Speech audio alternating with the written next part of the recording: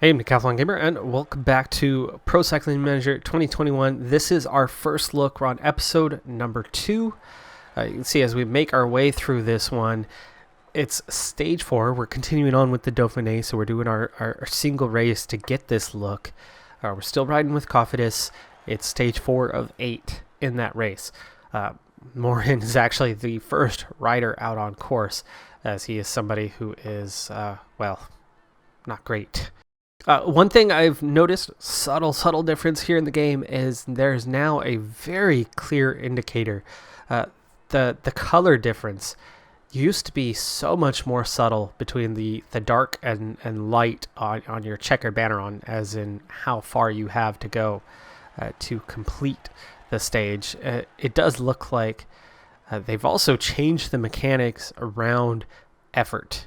It used to kind of scale down stage by stage, seemingly, to where a standard 76 was good to go for almost every race except for the team time trials.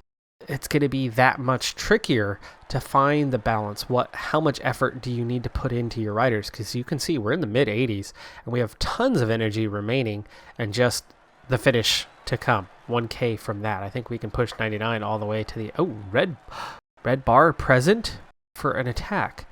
Ooh, interesting. Okay, so the red bar wasn't there previously. You just simply had a stamina bar, the overall, so you can do some sort of attack.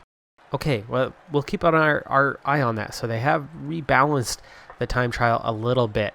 Now, my focus for this episode is going to be what changes there are to the game. And it's not a terribly long list. As I mentioned, there's only 15 people on the team. I believe I brought it up. I'm so lost on where I'm at in life and what's going on right now. I've literally completed already 10 trips in just 8 days of 2.5 hour length or greater road trips, as in getting to my family's house or getting them to appointments, taking care of them here, and I'm back home for a few days before I head out again to get them to some more appointments early next week. But I think things are going to wind down a little bit on that, hopefully. You can see even with that 83, we're still plenty of energy to spare, so I'm going to start pushing even harder. Oh, look, red bar. I mean, this is attacking the hill at an 89, and you can only attack so much, so we got to back off a little bit. So there is kind of a red bar factor to this. I'm assuming with the little downhill, we'll see if that recovers a little bit. I'm so curious on how this is going to work. Really neat to see that there is some sort of change. Yeah, you can see now it's holding a little uphill again. It's going to drop, so you can only push so hard on that climb, and then you're kind of running yourself shy. See that heart rate really high, but Van Bilsen, we're getting a much better balance. Okay, here we're going to go into that downhill. Let's see, do we get a little recovery of red bar? Just slightly. So it's slow, very slow to recover the red bar, but it does recover, at least subtly. We're going to have to go 99 all the way, but he can't attack on that 99 because he's missing the red bar. Oh, okay, that's really neat. It's really neat. I'm excited for that change. I'm going to save that third episode for the discussion on the finer workings of Cyanide Studios and what it takes to make this game. And I think that's more impactful than what you're going to see here, what you're going to see in terms of game changes. Most of you are already aware of those game changes. You saw it on the Steam page. You've seen it on preview episodes from me or from others posting, talking about that. Or you've already seen it yourself in game these first couple days now since release. So we'll get that out of the way this one. But those inner workings of Cyanide Studio, what it takes to make the game, and what we can expect to see in the future, I think is going to be a little more important. So I'll save that for the final episode of this first look series. All right, Nathan Haas ready to set off. Let's get that one on the go, and we definitely want to attack early on. So we have the yellow red, we have the overall green stamina. I mean, it's a normal ride now in many senses for the time trial. I'm really stoked about this change. I mean, I think there's now much more of a working on what to do, how to do it, when to push on the descent, ride normal on the flat, attack the climb, whatever it is. It's now more impactful. I mean, it looks like you can do a subtle climb in the low 80s and be okay. But if you attack a climb like this, you're going to damage yourself a bit. Oh, it's so neat. And I think it's really hard now to just simply time that yellow bar and get down to it, because without the red bar, you do slow down significantly. So how hard to push, when to push. That's so neat. I might be more excited about this change, and it didn't even get a mention on the list. I think I'm more excited for this than any of the changes. A much more dynamic time trial system is huge. All right, attack the descent. Oh, wow. Really? Is that attacking the descent? I mean, you're just in the arrow tuck. Okay, 39th, 58 seconds down. You can see we got a much better time by saving that red bar for the end and getting through it in time and pushing and conserving. We had yellow energy left at the end, but it's about the red bar now as much as anything. It's about using that up over the course of the time trial. And Haas is not a good time trialist, so for him to be inside of a minute and significantly higher, I'm used to going straight near the time charts, even with poor time trialists. I mean, the really bad ones are middle of the pack. But it's usually so easy to navigate and manage. Well, anyway, let's start talking about the changes. Okay, first big change is a new objective system. All right, for career mode. In the old objective system, the year is divided into 3 sections, calendar-wise. First handful of months, the next handful of months, and then the final handful of months. About roughly 3 months each, right? Yeah.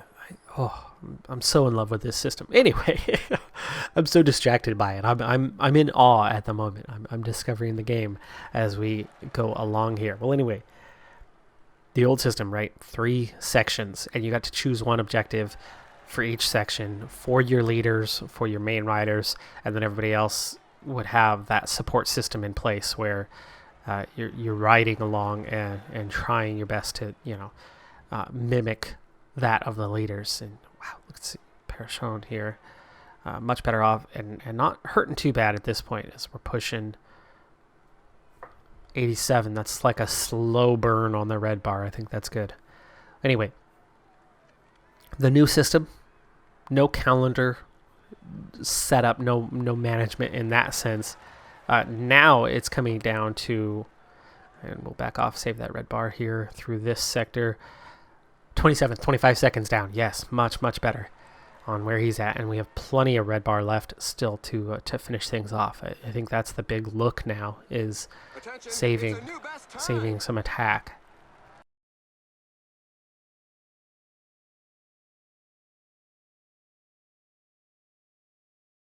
In that new objective system, okay, what we're looking at is there's no timeline. You choose which objectives your rider has, and then you can choose more objectives. But the impact is you might see more fitness peaks, but you're also going to ultimately see your rider much more fatigued by doing so. So it's more of an open system. Perez, our first decent time trialist to come along, is looking quite awful on the day with a -3 race day condition. Most balanced climber on this squad as well, so that's going to hurt. Simon Geschke also setting off. Okay, much better thanks to the race day condition.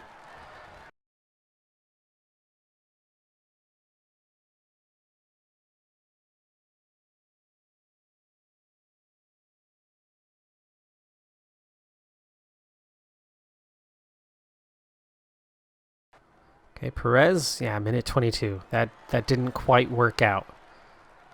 Martin's going to set off here soon. Anyway, so you have a lot more flexibility in how you go about doing that. 39 seconds down, 25th for Geschke. So yes, we are seeing that we're figuring out a little bit, but none of them are good time trialists, so it's really hard to get too high up the order. But it's much harder than before. Truly much harder, and I love that.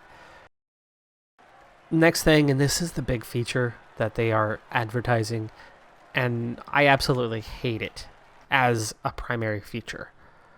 I don't hate it as an addition to the game.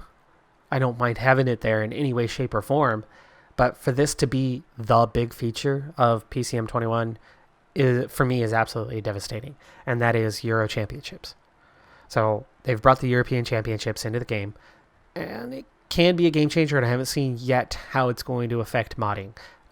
Jury's not out on that one. I will wait until we actually get into can it be modded properly to bring other regional championships into the game. If it opens up some more possibilities, if you can add a proper Olympics road race kind of thing as a result of this, then I'll be pretty happy about it. But the European Championships upon itself, it's one more race. A single additional race on the calendar is not a game changer, especially when it only impacts a handful of nations. And for that, they brought in a few more national teams. Again, not a game changer. That's pretty minor. Very, very minor. That's tiny. It has a feature that is ridiculously small. I'm going to try to push a little harder early on. We can see that 87 definitely has an impact on red bar. 86 seems to just about hold out on that. You can see he's barely used any, and then with the tuck here, he's actually recovering a fair bit of that. So, yeah, 86 seems to be a good balance, and I think that's something I missed out on with the other riders. 87 takes away. 86 seems to just barely claw into your power consumption, and then 87 definitely brings things down a little bit faster, but through the climb, we could definitely use that because Martin is not a good time trialist, but he's a very good climber.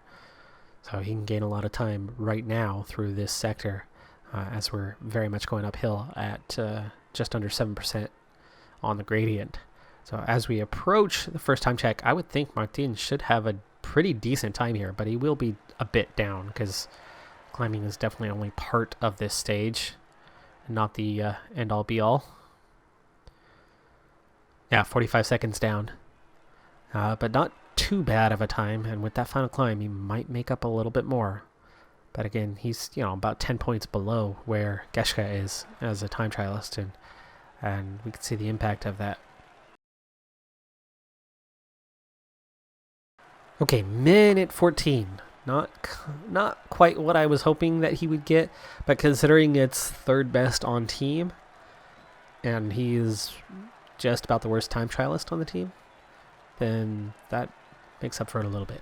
Stage 5, final 45 kilometers. We've got 3 short climbs on this sprint stage, but it's not a regular sprint stage because we have these 3 short climbs, including the longest and steepest of those 3, just a short distance before the finish, meaning a sprinter who is incapable of getting over some moderate climbs is going to struggle on a day like today. The guy we should be riding for is Morin. And Morin, the 72-72 sprinter, well, he's on a -4 race day condition. He's already only a 57 mountain, 68 hill, but he's got a -4 to each of those, plus the resistance today. So no way are we riding for him. The initial climb at the very start, he got dropped and barely was I able to get him back on at the end of it as the breakaway was trying to establish itself. It only ended up with 3 riders, and they went clear right away.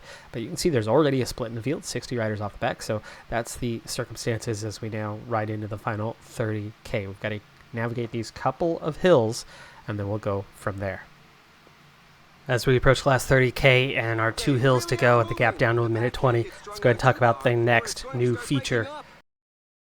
New licensed brands.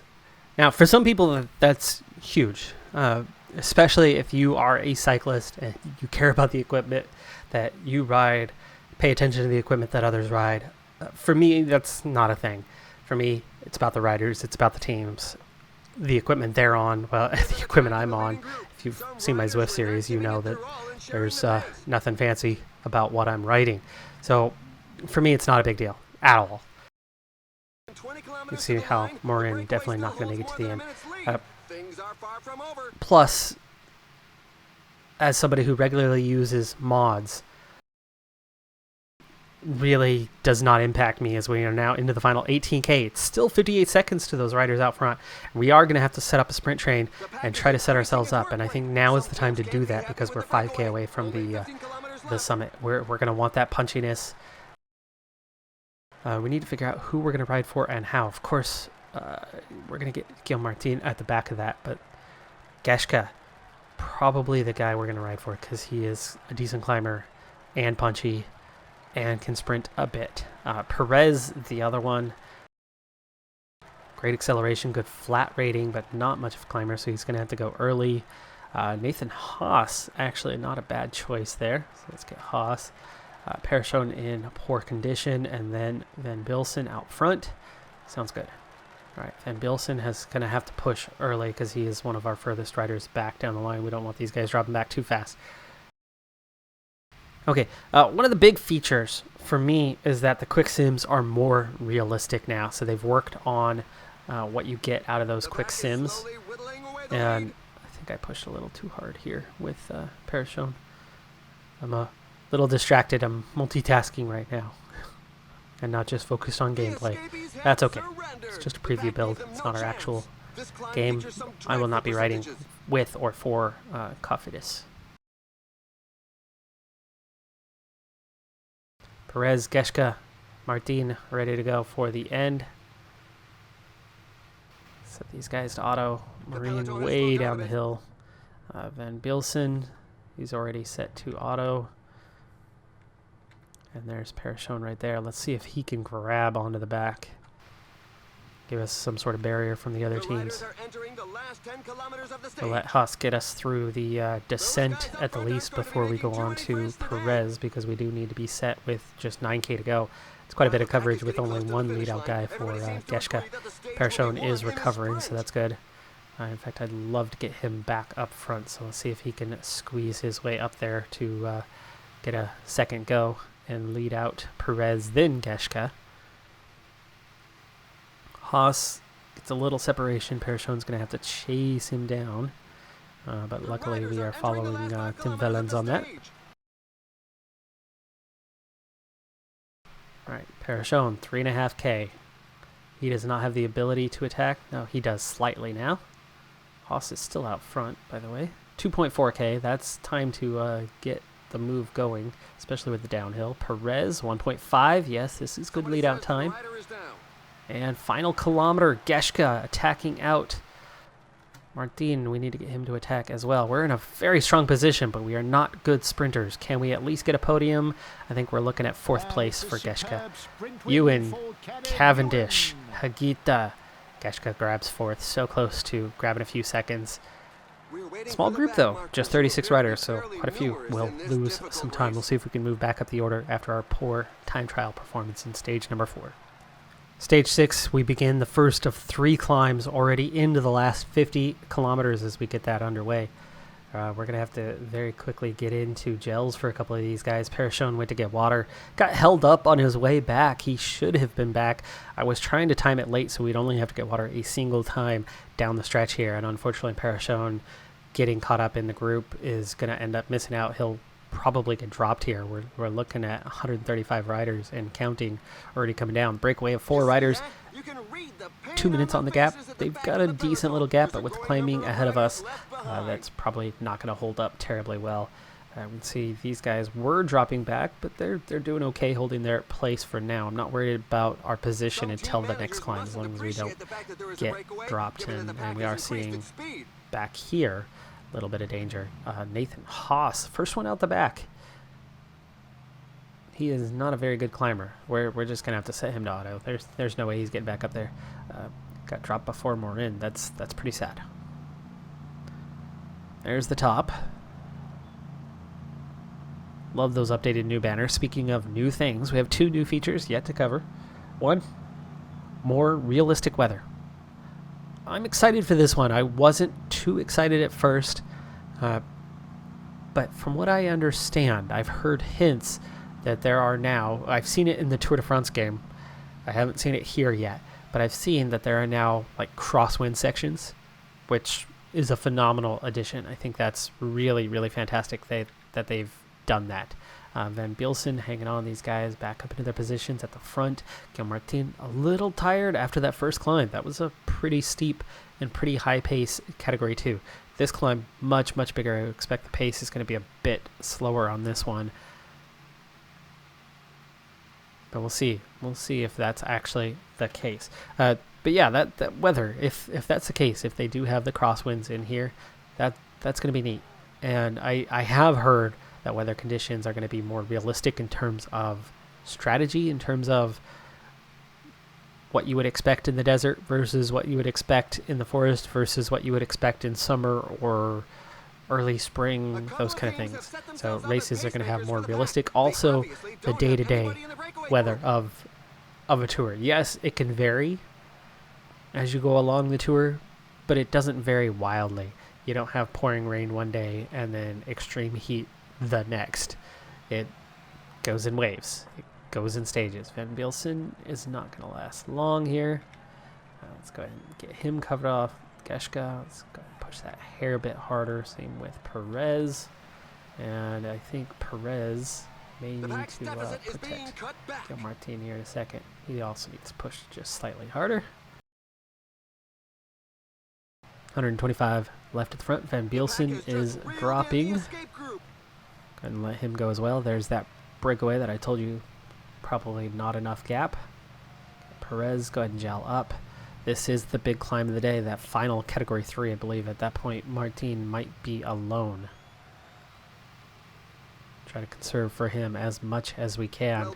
But as this peloton gets smaller and smaller, this is not a strong team to support a climber like that. I mean, Geschke is our best rider on the day, support-wise, at a 72 mountain, 75 resistance. That's not good. That's not enough. 28k to go. Perez already gelled up. Let's get Geschke on Martin's wheel so that he can take over here in a moment. So make a little push here, little acceleration. Now he's in place. So when Perez fades, all I have to do is swap him out with Geschke. Okay, let's go with that 80 now. Push that a little bit harder, down to 91 riders. Ineos turning the screw at the front. EF also sending a few riders up there. If there's a singular attack, there's no way Martin is the guy to answer to that. He's going to be in the main group of riders, and that's going to be about what he can pull off, especially without some support climbers. Cofidis do have some better climbers than what they brought. Okay, Perez, done. So let's go ahead and get Geschke off the wheel. Okay, and then now protect your leader. Gel up, Martin. Little worried. 4.5k to go, and he's already down to that. 55 riders left. Here comes that first big move, and I cannot respond to that, not with this amount of energy left and this far to go in the climb. 35, 3 off the front. But again, like I said, the main group is what we're trying to keep him in. He's 11th overall after that previous stage, and you can see some guys that are fading. And meanwhile, he's continuing up. And now we find ourselves in a group of 11 chasing 7 at the front. Now it's a group of 5 chasing the front. That's good because that can get us back into the top 10.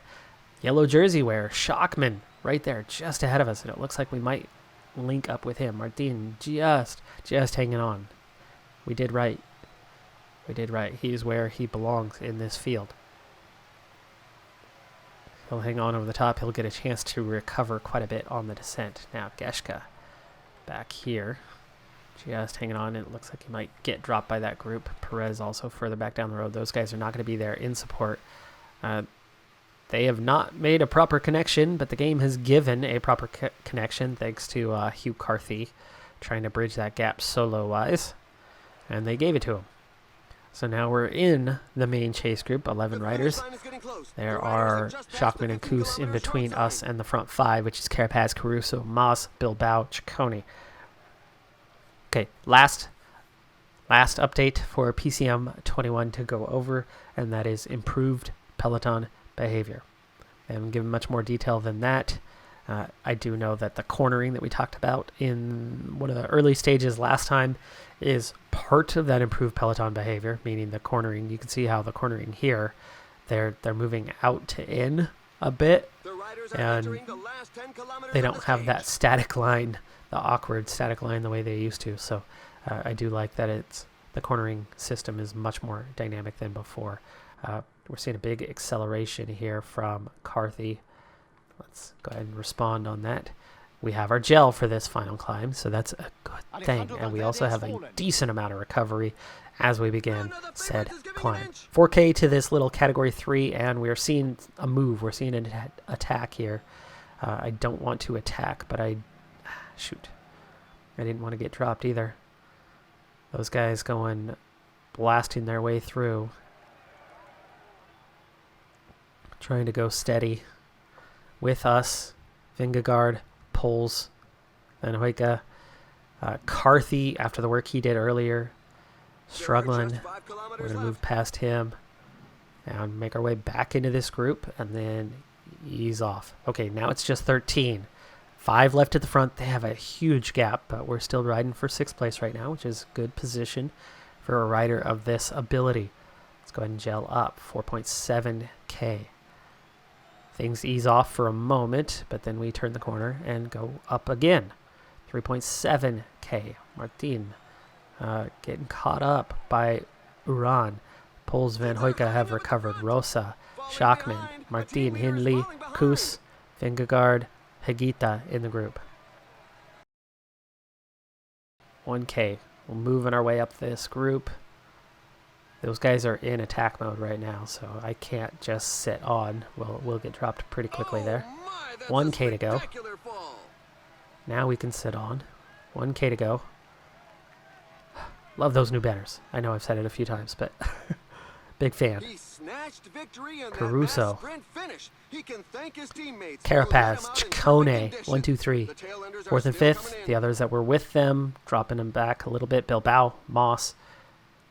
Koos, Rosa, Martin, 8th on the stage. Gained some time. Shockman dropping time. And a pretty decent gap back to those guys. So we will move up the order. That should see us into the top 10. All right, we have 2 stages left to go in this. And then next time, like I said, we're going to discuss the inner workings of Cyanide Studio, what I've learned about that, and what that says about PCM 22, future of the series, Tour de France series, and all of the above. I think for me, that's a little more interesting than the changes, because the changes, well, there wasn't much. They're not bad changes, though. I'm Decathlon Gamer. Thanks for tuning in. Be sure to hit that like button. I'll see you next time. I'll try to pop this one out later today or maybe tomorrow. We'll see. I just got home, so busy. Have a good one. Be safe out there. Vax up. Bye for now.